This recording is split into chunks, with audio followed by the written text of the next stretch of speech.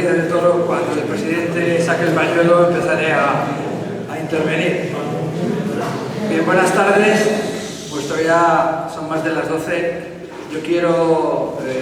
reiterar los agradecimientos que ha hecho mi compañero Miguel Ángel, tanto al Ayuntamiento de Fuenteovejuna como también a la Aldea del Porvenir y, como no, en este caso a nuestra amiga y compañera Mari Carmen, y felicitar a todos los miembros de esta fundación que, como bien hemos visto, lleva ya 15 años trabajando y muy bien en pro del patrimonio geológico y minero de la comarca del Guadiato, de la cuenca del Guadiato.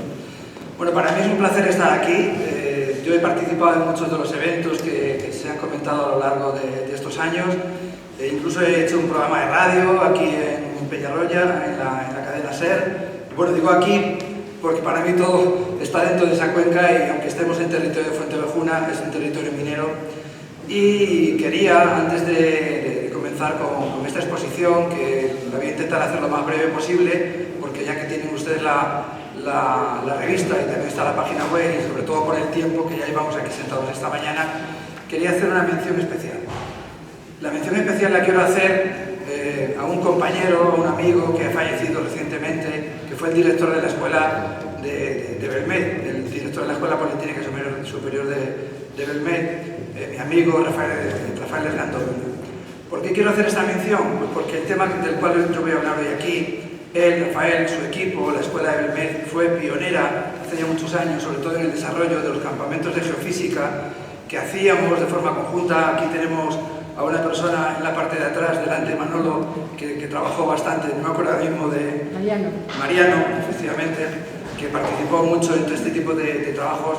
y que fueron, entiendo, no solamente muy didácticos, no solamente muy docentes, sino también de un carácter experimental y sobre todo de relación entre las escuelas. Era un lugar de encuentro de las diferentes escuelas de minas de España y que, bueno, por los avatares de la vida en un momento determinado, pues aquello dejó de realizarse, ¿no? Y por eso quería hacer esta mención esta mañana aquí. Bueno,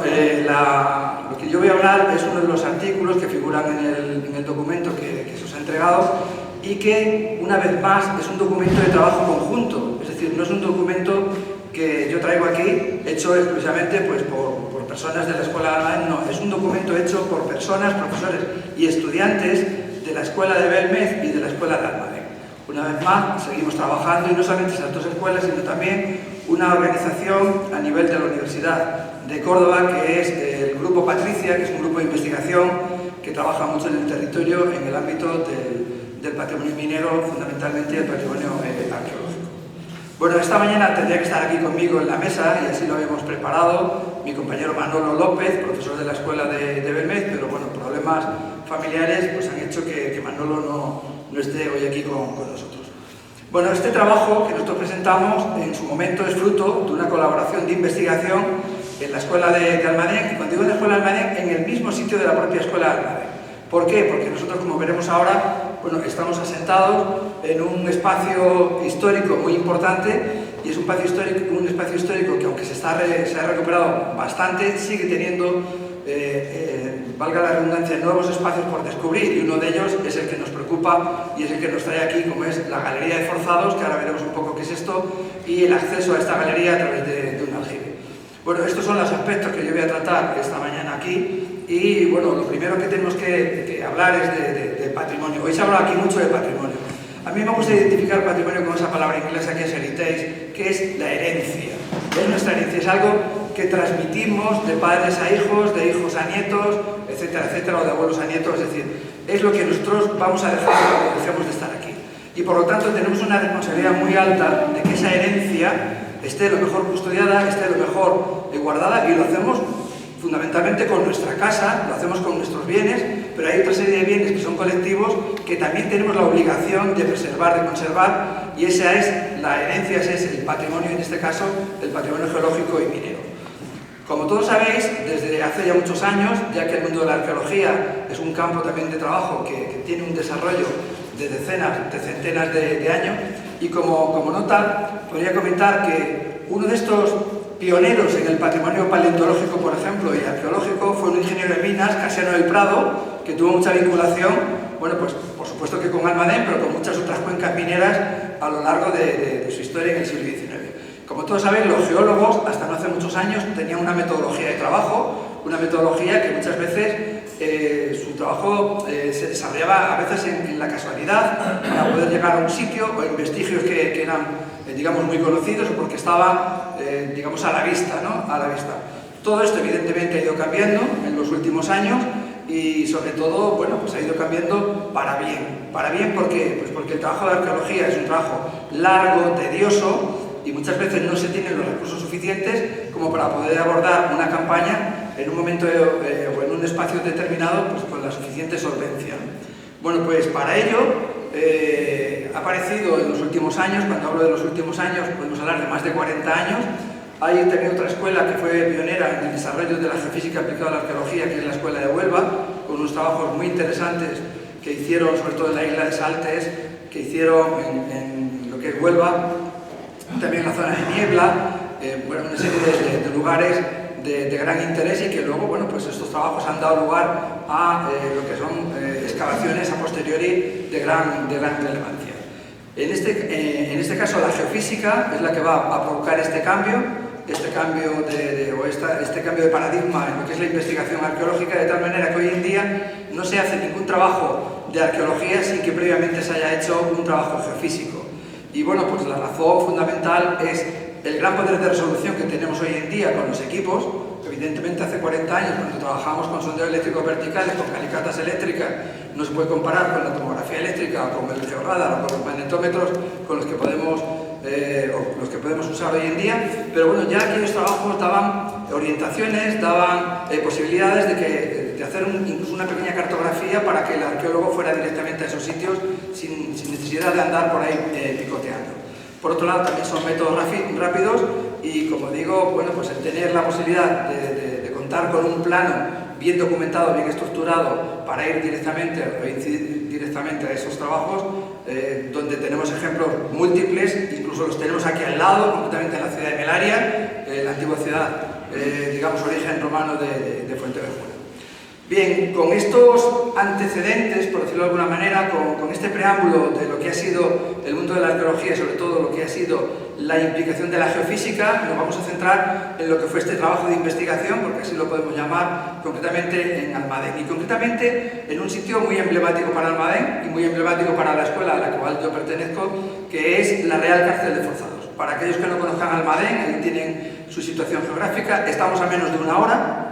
estamos a menos de una hora de Almadén, y bueno, pues el lugar es la Real Cárcel de Forzados, muy vinculada a la explotación de las minas de Almadén desde tiempos inmemoriales, pero sobre todo desde el siglo XVI hasta prácticamente casi nuestros días, es decir, hasta prácticamente lo que fue la posguerra de la Guerra Civil Española, donde hubo una serie de espacios, como fueron cárceles, donde iban a trabajar personas que eran esclavos y forzados, gente que iba pues, a redimir, entre comillas, cierto tipo de penas, muchos de los cuales pues, al final salían pues, con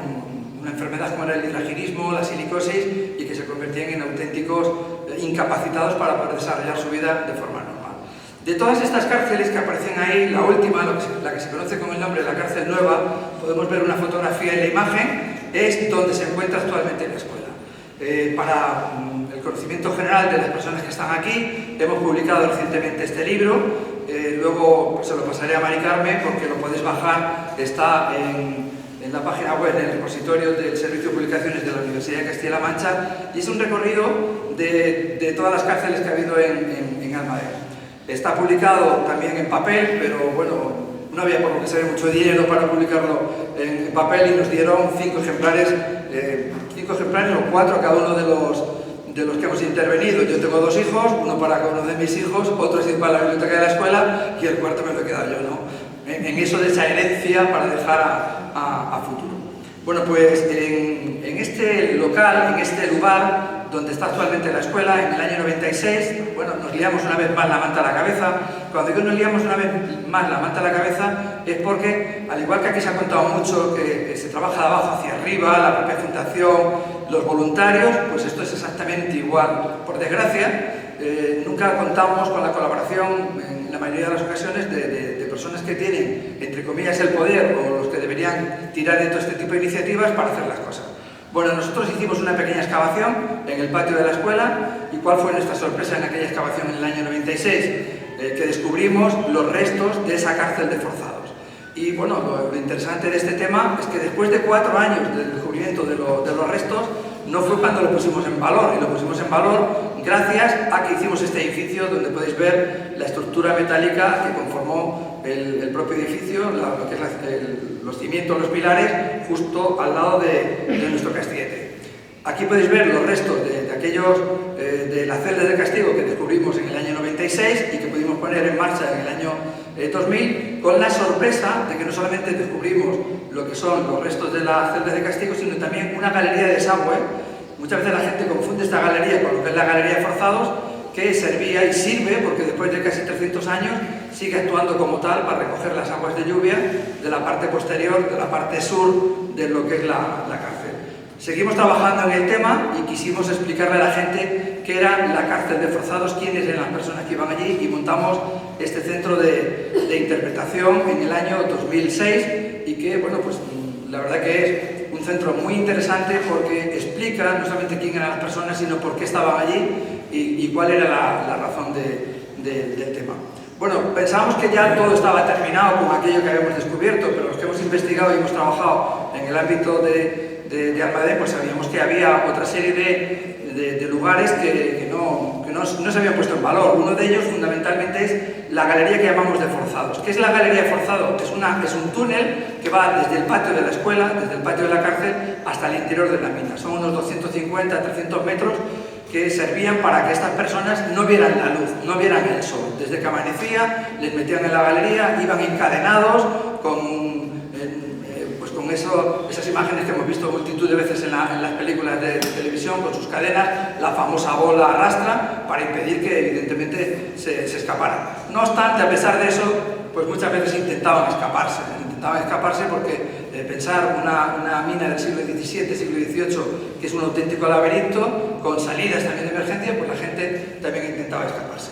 Bueno, pues llegamos ya al año 2022, y en este año el director en aquel momento, después de comenzar con él y ver las posibilidades, nos dice, puede ser que haya posibilidades de poner en valor, o por lo menos de saber dónde está la entrada de la galería de forzados, porque lo único que teníamos eran planos, pero por lo menos saber ubicarla, pues si conseguimos esa financiación, bueno, pues para decirle al arqueólogo, mira, aquí está el punto.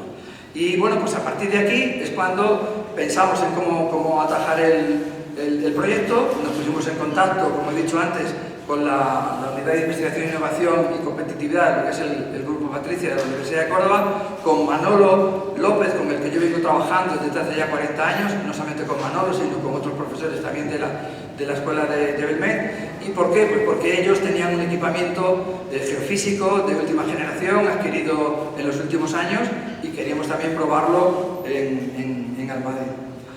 Bueno, pues a partir de aquí nos planteamos como objetivo general de nuestra investigación intentar localizar esos dos puntos, el aljibe y lo que es la galería forzado, en la idea de tener una documentación básica para emprender un proyecto de investigación propiamente dicho arqueológico.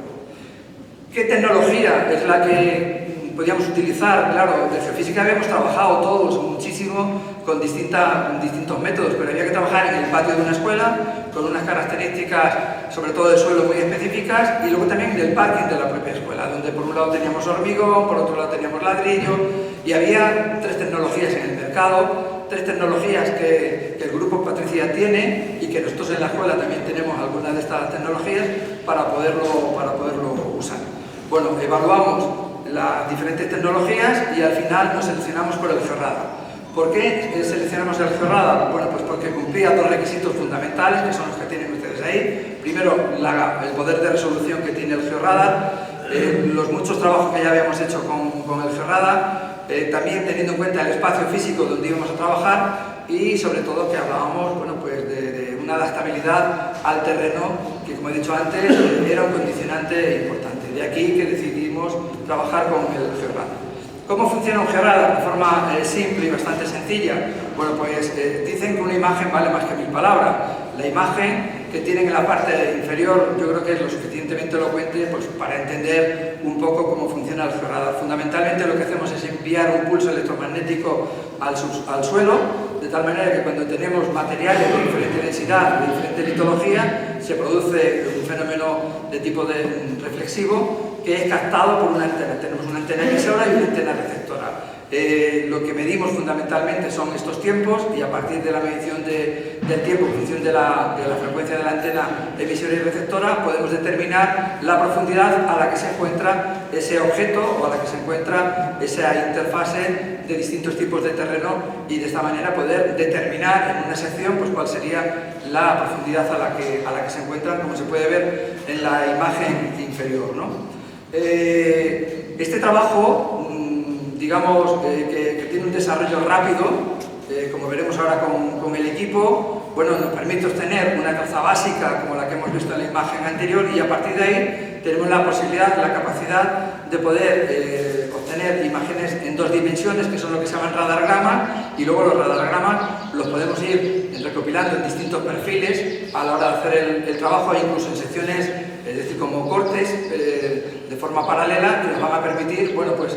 realmente geolocalizar, geoposicionar dónde estarían, en este caso, los muros o incluso lo que sería la bóveda de la galería que nosotros estábamos buscando. ¿Qué ventajas tiene el radar y por eso nosotros lo utilizamos? Aquí he puesto una lista de algunas de las ventajas y también algunos de los inconvenientes, evidentemente, pero sobre todo las ventajas son muy superiores a los inconvenientes que podíamos tener allí y el inconveniente, digamos, más importante que podíamos tener era el de la interpretación, porque los programas informáticos, los filtros con los que se tiene que trabajar, pues requieren de personas especializadas, gente que lleve bastante tiempo trabajando, pero sobre todo en la aplicación arqueológica, porque no es lo mismo una aplicación del georradar, que se utiliza muchísimo y estamos hartos de verla en el ámbito de la obra civil, como en el ámbito del georradar. No hace muchos años, aquí en la provincia de Córdoba, por ejemplo, la policía, la Guardia Civil utilizó el georradar para buscar los restos de aquellos 2 niños que un padre pues, quemó inclusive, ¿no? Y también un hecho del uso del georradar muy conocido fue buscar los restos de Cervantes en Madrid, en aquella zona del centro de Madrid, ¿no? Bueno, pues, ¿cómo hicimos el trabajo? Bueno, pues el trabajo lo hicimos basándonos en una metodología clásica que hay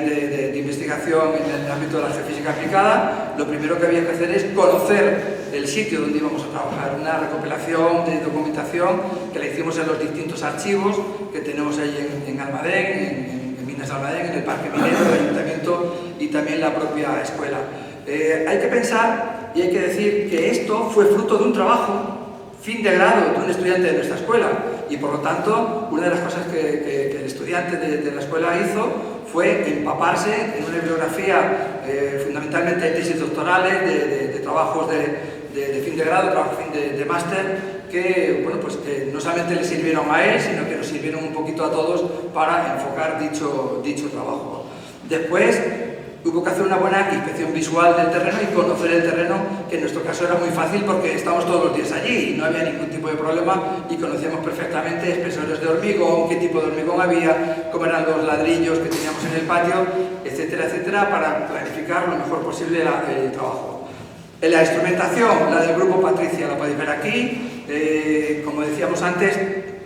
una cosa muy importante en este tipo de trabajo es el geoposicionamiento, es decir, las coordenadas exactas de cada uno de los puntos, porque estamos hablando de muros que pueden tener 1 metro o 1,5 metros y cualquier cosa que te desvíes pues puede ser siempre una complicación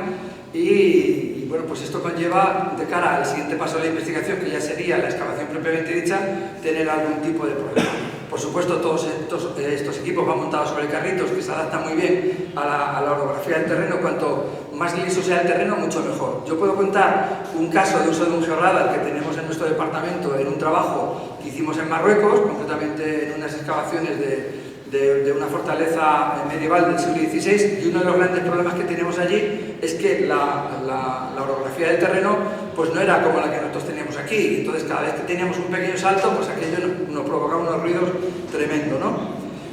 Las zonas de trabajo fueron una, el parking de la escuela, que es este que estáis viendo aquí, donde hicimos del orden de 36 perfiles. Era una de las zonas más interesantes de investigar porque a priori sabíamos por algunos trabajos que se habían hecho fuera de la escuela que se había descubierto la galería escasamente a 50 metros más o menos por dónde podía circular, aunque no teníamos un plano concreto. Pero sí era interesante hacer esta cantidad de perfiles que no estuvieran muy separados para obtener, insisto, una buena cartografía. Donde sí teníamos más dificultad era en el patio de la escuela. ¿Por qué en el patio de la escuela había más dificultad? Porque era un sitio que había sido muy machacado, había sido muy trillado con todas las obras o todas las edificaciones que se habían hecho en el centro, y por lo tanto ahí sabíamos que íbamos a tener problemas, sobre todo no por el trabajo en sí, sino por la interpretación que íbamos a realizar. Lo dividimos en distintas subzonas, y aquí sí que hicimos el trabajo no solamente orientando los perfiles en una dirección, que era generalmente este-oeste, sino que también le hicimos la orientación norte-sur para intentar localizar ese espacio tan concreto como era el acceso a la galería, que cuando dejó de utilizarse como galería forzado se convirtió en uno de los aljibes que tenía la escuela. Bueno, el procesamiento de datos lo hicimos gracias a este software que tiene el Grupo Patricia, el software Reflex, y lo que sí hicimos fue someterlo a un proceso de filtrado, sobre todo pues, por el tema de obtener las secciones horizontales y también las secciones tridimensionales, es decir, lo que sería un conjunto completo de lo que es el lugar, ¿no? Trabajamos con unas velocidades de promedio de 0,1 metro por segundo, que nos permitió trabajar a profundidades de 1 metro, metro y pico, que era por donde íbamos nosotros